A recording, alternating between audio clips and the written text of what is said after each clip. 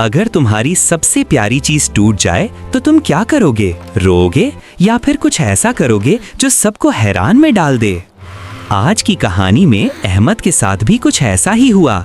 चलिए देखते हैं कि उसने कैसा जबरदस्त काम किया।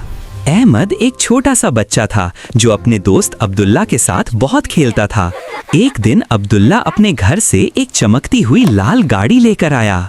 वो गाड़ी इतनी खूबसूरत थी कि अहमद उसे देखकर बहुत खुश हो गया। उसने सोचा, काश मेरे पास भी ऐसी गाड़ी होती। कुछ दिनों बाद अहमद की अम्मी ने उसकी अच्छी पढ़ाई और नेक सुलूक देखकर उसे भी वैसी ही गाड़ी गिफ्ट की।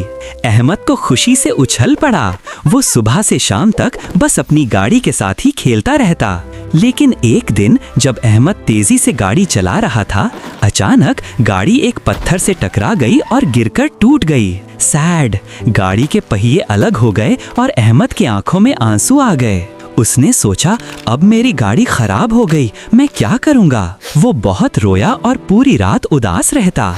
अगली सुबह जब अहमद स्कूल पहुंचा तो उसने देखा कि अब्दुल्ला भी रो रहा है। सरप्राइज्ड, अहमद ने जल्दी से पूछा, अब्दुल्ला भाई क्या हुआ? तुम क्यों रो रहे हो?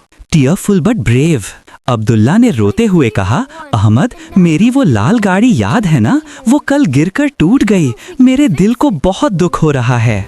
अहमद को अपना टूटा हुआ खिलौना याद आ गया। सीरियस, उसने सोचा, मैं भी तो कल बहुत रोया था, शायद मैं अब्दुल्ला की मदद कर सकता हूँ। जब अहमद घर पहुंचा तो उसने अपने अब्बू से कहा, अब्बू जान, क्या हम टूटी हुई चीजों को दोबारा ठीक कर सकते हैं?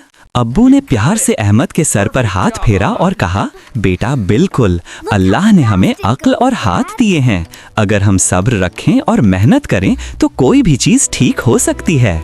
अहमद बहुत खुश हुआ। उसने अपनी और अब्दुल्ला की दोनों गाड़ियां घर ले आई। अब्बू और अहमद ने मिलकर बहुत मेहनत की। उन्होंने टूल्स लिए, पहिए जोड़े और ध्यान से हर हिस्सा ठीक किया। थोड़ी देर में दोनों गाड़ियां फिर से नई जैसी बन गईं। अगली सुबह अहमद स्कूल में अब्दुल्ला के पास गई और उसकी ठीक हुई गाड़ी।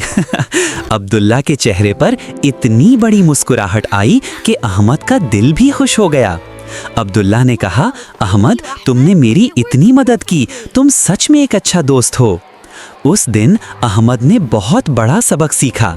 उसने सीखा कि जब मुश्किलात आती हैं तो हमें सब्र करना चाहिए और हार नहीं माननी चाहिए। उसने ये भी सीखा कि दूसरों की मदद करना कितना अच्छा काम है। जब अहमद ने अपनी अम्मी को ये सब बताया तो अम्मी ने उसे गले लगाया और कहा, मेरा बेटा बहुत अच्छा है। रसूलुल्लाह सल्लल्लाहु अलैहि वसल्लम ने फरमाया है कि बेहतर इंसान वो है जो लोगों को फायदा पहुंचाए। तुमने अल्लाह को खुश किया है बेटा। उस दिन से अहमद और अब्दुल्ला दोनों बेस्ट फ्रेंड्स बन गए। जब भी किसी की चीज टूटती वो दोनों मिलकर उसे ठीक करते।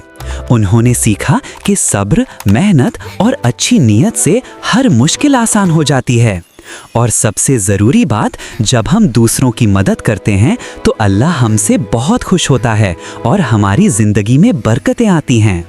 तो बच्चों, आज की कहानी से हमने क्या सीखा?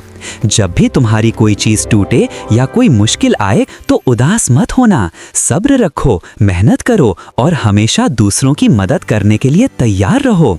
अल्लाह तुम्हें ज़रूर अज्र देगा।